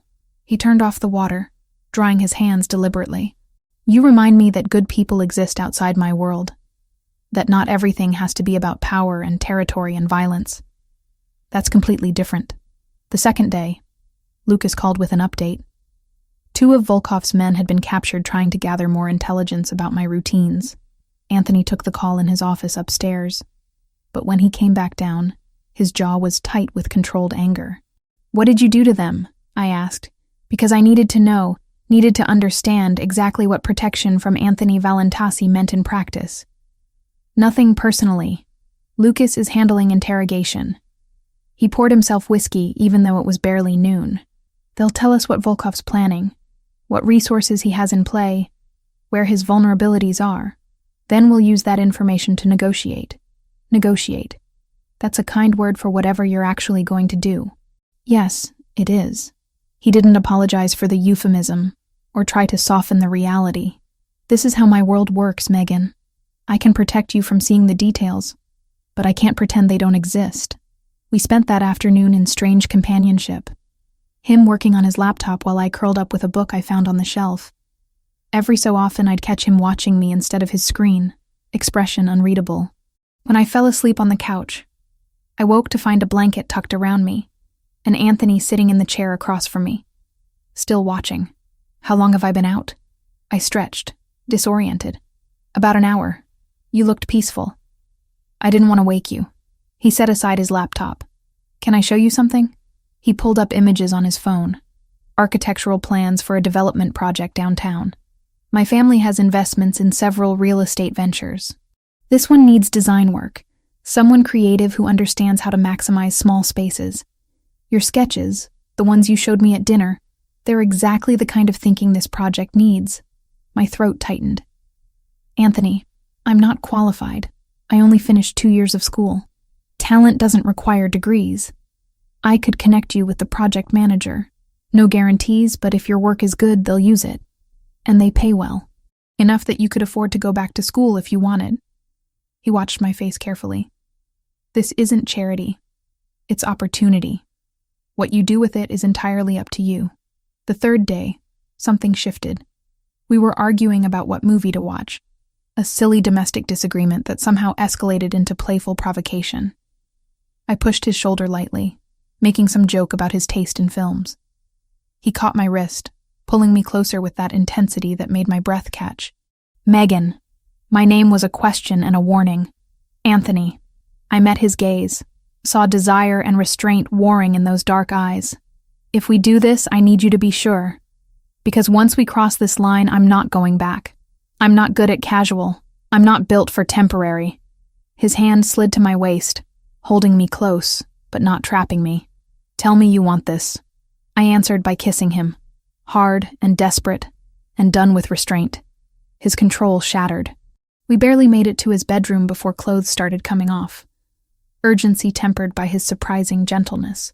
He kept checking, kept asking if I was okay, giving me power even as he took what we both wanted. Afterward, lying tangled in sheets that smelled like him, Anthony traced patterns on my bare shoulder. "You're dangerous for me," he murmured. "People in my position can't afford weaknesses, can't afford to care too much about anything that can be taken away. I'm not a weakness. You're the biggest weakness I've ever had." He kissed my temple. "And I don't care. If caring about you makes me vulnerable, then I'll be vulnerable. That's how much you matter." The fourth morning, Lucas called early. Anthony took it in his office, was gone for almost an hour. When he came back, relief and exhaustion warred on his face. "It's done." Volkov agreed to terms. He sat heavily on the couch beside me. "You're officially off limits. Protected territory. Any move against you means immediate total war with my family, and Volkov can't afford that right now." "What did it cost you?" He told me everything. The territorial concessions, the lost revenue, about $300,000 annually. The 2 men eliminated during negotiations to prove he was serious. "That's too much," I whispered. "Anthony, I'm not worth that." He grabbed my face between his hands, forcing me to meet his eyes. "You're worth everything. Money I can recover, territory I can win back eventually. But you, Megan Turner, you're irreplaceable. Don't ever tell me you're not worth it." I kissed him then, tasting his certainty and desperation and love, because that's what this was. Complicated, dangerous, built on violence and territory disputes and moral compromises, but love nonetheless, raw and real and stronger than I'd ever expected to find. "What happens now?" I asked when we finally broke apart. "Now we go back to our lives." "You go back to work if you want. Back to your apartment if you want. I'll have security watching you discreetly, just as precaution. And we figure out what this means for us, for our future, without the immediate threat forcing decisions." He smiled slightly. "Unless you'd prefer to stay here longer. I could get used to waking up with you." "Take me home," I said, "to my apartment. And then tomorrow you can take me to dinner like normal people. We'll figure out the rest as we go." Anthony kissed me one more time before standing. "Normal people. I can try that. For you, I can try anything." We didn't go back to normal overnight. For a few days, we practiced ordinary things with deliberate care. Quiet dinners without looking over our shoulders, turning off our phones after midnight, sleeping without the lights on. Anthony asked what would make me feel safe that didn't involve more men or more guns, and then he actually did those things. Walked me through the building's exits, showed me the panic buttons once and never again, learned my tells when anxiety crept in. Safety stopped being a performance and became a routine we kept together. 7 weeks later, my life looked completely different, but also strangely normal. I had moved into an apartment 2 floors below Anthony's penthouse in a building he owned downtown. Not living together exactly, but close enough that I could knock on his door at midnight when nightmares woke me. Close enough that he could stop by with coffee before I left for work. I still worked at Rossi's 3 nights a week, but now I also spent my days designing floor plans for a development project Anthony had connected me with. The project manager, a woman named Sarah who didn't seem to care that I lacked a degree, had hired me after seeing my portfolio. The pay was more than I made in a month of waiting tables. Franco pulled me aside one evening during my shift. "You look different," he said, studying my face with those perceptive eyes. "Happier. More settled." "I am." I wiped down the bar, comfortable in this space that had become familiar. "Things are good. Mr. Valentasi is good to you?" "He is." I met his gaze directly. "I know you warned me about his world, about transactions and owing people, but Anthony's been nothing but honest with me. About who he is, what he does, what being with him costs." Franco nodded slowly. "My son is 14 now. Healthy. Plays soccer, drives me crazy with his attitude. He's alive because the Valentasi family helped when no one else would. That kind of debt, it never really goes away. But it also means something. Means they take care of their people." He squeezed my shoulder gently. "You're his people now. That's worth something in this city." 2 days later, Lucas Pellegrini stopped by the restaurant with an update I had been waiting for. He sat at the bar during a slow afternoon, ordered coffee he didn't drink, and delivered his report with military precision. "Tyler Grant is confirmed living in Seattle. He's employed at a car dealership dating someone new.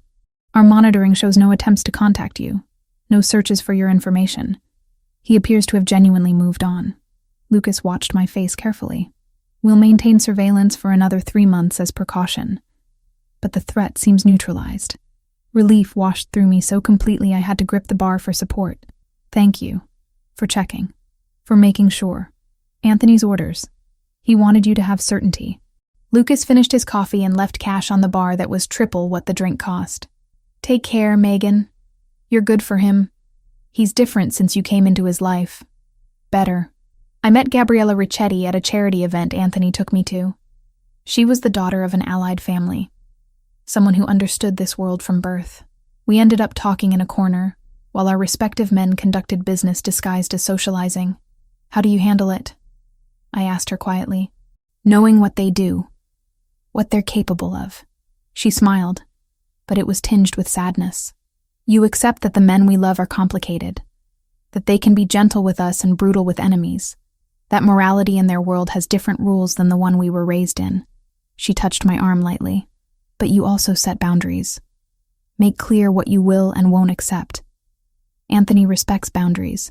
Not all of them do." There were difficult moments. The night Anthony came home at 3 a.m. with blood on his shirt that he said wasn't his. The overheard phone call where he ordered something in Italian that included words I recognized as violent. The constant presence of security, the way he never fully relaxed even in our supposedly safe spaces. We fought about it once, me demanding to know exactly what he had done, him refusing to give details because he didn't want those images in my head. The argument ended with both of us crying, me from frustration and fear, him from the weight of trying to protect me from himself. "I can't change what I am," he said, voice rough. "Can't undo 34 years of becoming this person. But I can promise I'll never lie to you about it. I'll never pretend to be something cleaner than I am.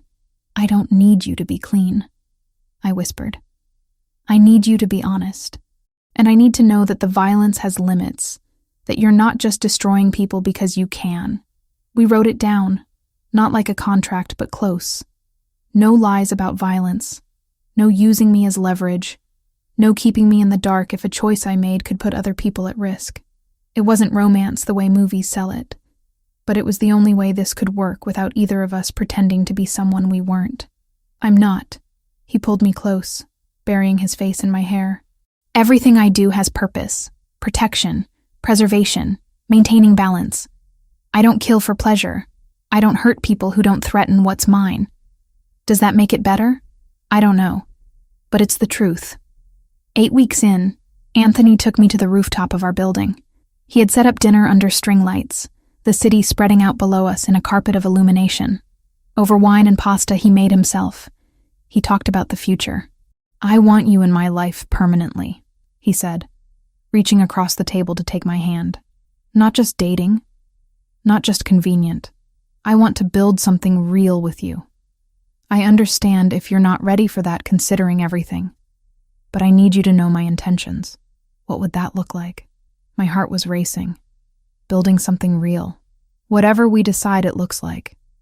You keeping your independence and your work. Me supporting your dreams without trying to control them. Both of us accepting what the other is, complications and all. He traced circles on my palm with his thumb. "I'm not asking you to marry me today. I'm asking if you can see yourself wanting that eventually. With me." Despite everything, I thought about Tyler.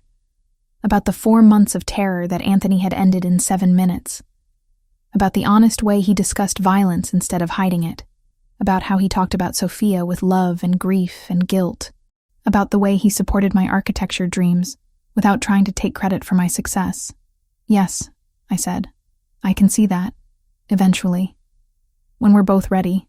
Relief and joy crossed his face in equal measure. "Then that's what we'll work toward." He told me then about the shelters. How he had started funding organizations that helped women escape abusive relationships, that provided safe housing and legal assistance and resources. How he did it anonymously because he didn't want credit, just wanted to honor Sophia's memory by protecting people the way he hadn't protected her. "You're making something good from something terrible," I said, tears in my eyes. "That's not nothing, Anthony. That matters. It matters because you made me see it mattered." He kissed my knuckles gently. "Before you, I just wanted revenge. After you, I want redemption. Those aren't the same thing." Life settled into new rhythms after that night. I worked on my architecture projects, occasionally picked up shifts at Rossi's because I liked the work and the people. Anthony ran his empire with slightly less ruthlessness, more calculation about necessary versus unnecessary violence. We had dinners with Lucas and Gabriella, learned to navigate social events where half the attendees were criminals. I kept checking on my mother, too. Rides to follow up appointments, groceries stocked, bills tracked in the same spreadsheet I used for floor plan drafts. Loving Anthony didn't erase where I came from. It only made me more stubborn about not losing the parts of my life that weren't his to manage. Franco told me one afternoon that he saw how we looked at each other, that it reminded him of how he and his wife had been when they were young. "Hold on to that," he advised. "Life in this world is complicated. Love makes it bearable." Tyler never called, never texted, never appeared in my nightmares anymore. That chapter closed completely, replaced by something infinitely more complex, but also infinitely more real. I stood on our building's rooftop one evening, watching the sun set over the city, and realized I was happy, not despite the complications or the danger or the moral compromises. Just happy. Anthony found me there, wrapping his arms around me from behind, chin resting on my shoulder. "What are you thinking about?" he asked. How 3 months ago I was terrified of my ex-boyfriend. Now I'm in love with a mafia boss. Life is strange. Strange but good. Strange but very good. I turned in his arms to face him. Thank you for handling Tyler permanently, for being honest about your world, for loving me despite it being dangerous for both of us. Thank you for choosing this anyway. He kissed me softly, for seeing who I am underneath everything and deciding it was worth the risk. We stood there as darkness fell and city lights bloomed below. Two people from completely different worlds who had found something real in the space between danger and safety, violence and gentleness, fear and love. It wasn't a fairy tale. It was better. It was honest and complicated and built on full knowledge of what we were choosing. And that made it worth everything.